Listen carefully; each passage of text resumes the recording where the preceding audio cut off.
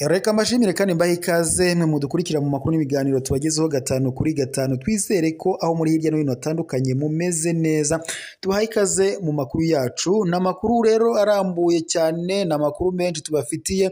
N'amakuru tugiye kugaruka ku birimo birabera muri Repubulika Iharanira Demokarasi ya Kongo. N'amakuru menshi cyane. Turakugaruka ku makuru arimo ku birimo biraba muri Repubulika Iharanira Demokarasi ya Kongo, aho Minisitiri w'Ububanyi n'Amahanga n'Ubutwererane Kayikwamba Wagner yaba yatangaje amagambo akomeye ku bijyanye n'imyanzuro y'ibyari byabereye mu biganiro by'i Rwanda. Turaza kubabwira ukuntu baba we na Tshisekedi bagiye kugaba igitero simusiga ku Rwanda bivanye n'ibi biganiro by'i Rwanda. Mu yandi makuru kandi n'ubundi turaza kongera tubabwire ku birimo iravugwa muri Repubulika Iharanira Demokarasi ya Kongo. Operasiyo Karundura zidasanzwe FRDC irimo irakora, imitwe yitwaje intwaro iri kuyihashya ku buryo budasanzwe rwose. Imirambo y'abasirikare b'imitwe yitwaje intwaro barimo kuba benshi. Ni operasiyo zidasanzwe iki gisirikare cya leta ya Kongo FRDC cyamaze kugaba ku mitwe yitwaje intwaro. Ibyo byose turaza kubabivira imuzingo. Ntimuze kuturambirwa gusa, tubahaye ikaze mu makuru yacu ku buryo burambuye. Nk'uko rero bisanzwe nimukurikira amakuru yacu maze kuri uyu muyoboro wacu wa YouTube, maze musobanukirwe ndetse mumenye byinshi ku birimo birabera muri Repubulika Iharanira Demokarasi ya Kongo. Mu minsi ishize amakuru twaberetseho ko uburyo Tereza Kayikwamba cyangwa se uyu Minisitiri w'Ububanyi n'Amahanga n'Ubutwererane Tereza Kayikwamba yari yahuye na Minisitiri w'Ububanyi n'Amahanga w'u Rwanda Olivier Nduhungirehe, bahurira i Rwanda kugira ngo bashakishe uburyo ki umutekano wagaruka hagati y'impande zombi ndetse hakongera kugaragara umwuka mwiza. Byari byagaragaye ko Tereza Kayikwamba yaje gutera utwatsi icyemezo cyari cyafashwe cyo gusenya umutwe wa FDLR, ndetse uyu mutwe wa FDLR ufite imbaraga muri Kongo, aho uyu mutwe wa FDLR ukorana n'igisirikare cya leta ya Kongo FARDC nk'uko raporo z'impuguke za Loni zagiye zibigaragaza kenshi. Rero icyo gihe humvikanywe ko umutwe wa FDLR ugomba gusenywa muri Kongo. Ni ibiganiro byari byumvikanywe hagati y'izi mpande zombi. Gusa Tereza Kayikwamba yaje kwakira telefone ya perezida wa Kongo Felix Tshisekedi Chilombo, imwumvisha ko atagomba kwemera iyo myanzuro ndetse atagomba kuyisinyaho, ko umutwe wa FDLR ugomba gusenywa muri Repubulika Iharanira Demokarasi ya Kongo. Bidatinze rero uyu Tereza Kayikwamba yaje guhita yisubira cyangwa se yaje guhita atsemba burundu, avuga yuko atari buze gusinya kuri iyo myanzuro yo gusenya umutwe wa FDLR urimo ufurabikaza muri Repubulika Iharanira Demokarasi ya Kongo, ndetse uyu mutwe wa FDLR unafite gahunda ngo yo kuba watera u Rwanda.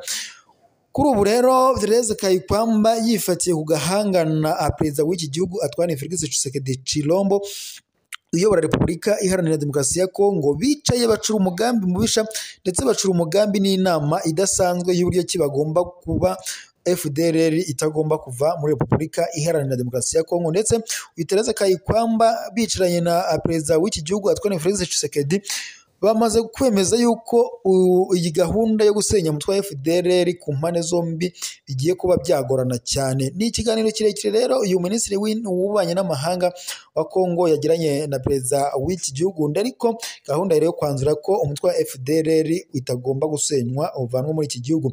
Minisitiri w'Ububanyi n'Amahanga wa Repubulika Iharanira Demokarasi ya Kongo Kayikwamba ahangaha kuri ibi ngibi ibyo yagaragazaga ko yashaka gusobanura ko uko byifashe aha ni nyuma yo kubonana n'umukuru w'igihugu nyine Felix Tshisekedi Chilombo kuri uyu wa kane ushize ku itariki ya 17 Ukwakira 2024. Mu buryo rero butaziguye, Minisitiri w'Ububanyi n'Amahanga n'Ubutwererane wa Kongo Kayikwamba yatangaje ko ari raporo ndende, ngo ari raporo gusa igaragara cyangwa se iri kugaragaza imigambi myiza ngo impande zombi zagaragaje mu biganiro by'i Rwanda, nk'uko nyine amakuru dukesha media Congo .net yari irimo ibigaragaza.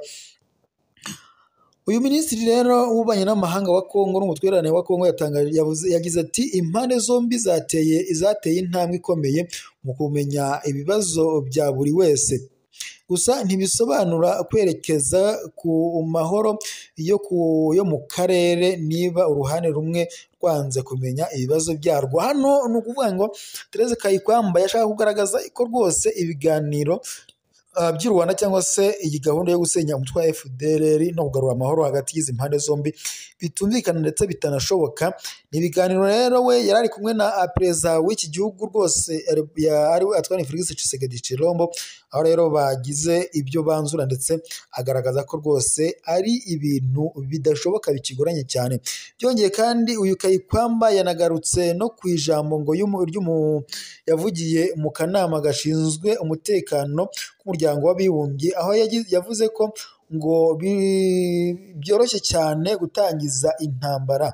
Ni ukuvuga ngo hano yashatse kugaragaza yuko byose intambara kuri bo irashoboka. Ni ibi rero by'intambara murabizi ko Antoine Felix Tshisekedi Chilombo nawe yakomeje kubigarukaho kenshi avuga ko M23 ubwo nyine yashinjaga u Rwanda ko rufasha M23, akavuga ko rero muri iki gihe yashinjaga u Rwanda ko M23 ifashwa n'u Rwanda. U Rwanda izi raporo rwo rwazihakanye rwivuye inyuma ndetse rukavuga ko nta gahunda ndetse nta n'umubano ntaho ruhurira.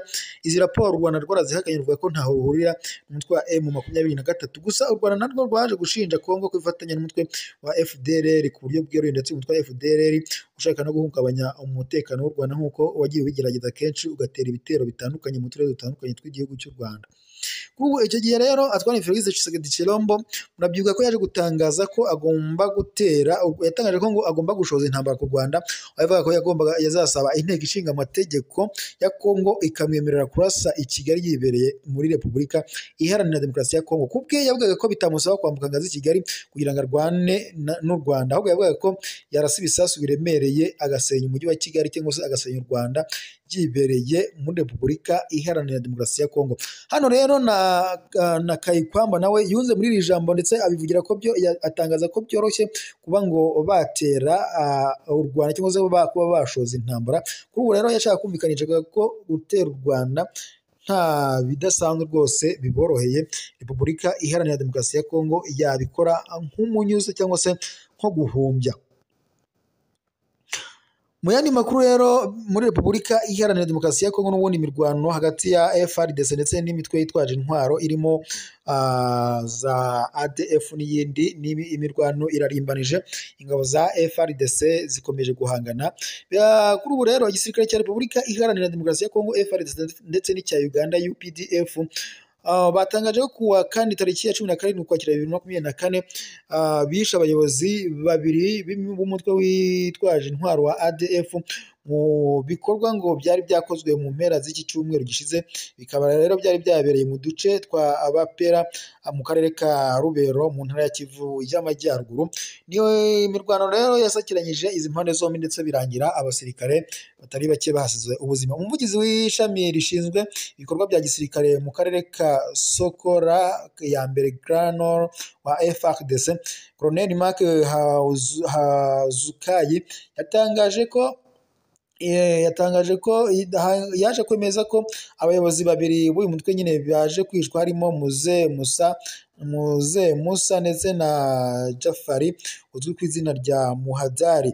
Aba rero ngo bakaba ari bo bari muri bamwe baguye muri ibi bitero. Nk'uko rero Colonel Mark Hazukayi avuga ko ibi byagezweho kubera ngo gukomeza kotsa igitutu ndetse no kongera igitugu kuri uyu mutwe. Yavuze ko ubufatanye bw'ingabo za Repubulika Iharanira Demokarasi ya Kongo FARDC ndetse na UPDF ziri mu bikorwa byo kurwanya umwanzi mu gace ka Bapera zakajije igitugu ku mwanzi ngo habayeho ndetse imirwano kandi ngo baratsinze ku buryo bugaragara. Uyu munsi rero bagaragaje ko ngo ari ibyishimo bidasanzwe kuba uyu mutwe wa ADF ngo barawuhabije ku buryo bidasanzwe. Ndetse navuga ko bafite amashusho n'ibimenyetso byose ngo ko bigaragara ngo atari inkuru y'imbarirano. Bavuga ko umwanzi arimo kurwanya ibikorwa byabo byose bazamurwanya ku buryo bukomeye ndetse bihanukiriye. Bavuga ko bagiye kongera imbaraga ndetse bakaninjira mu bindi bice bitandukanye birimo gukorerwamo biriya bikorwa byose iyi mitwe yitwaje intwaro ikoreramo, bakayirwanya ngo bakayirukana kuri buriya butaka bwa Repubulika Iharanira Demokarasi ya Kongo.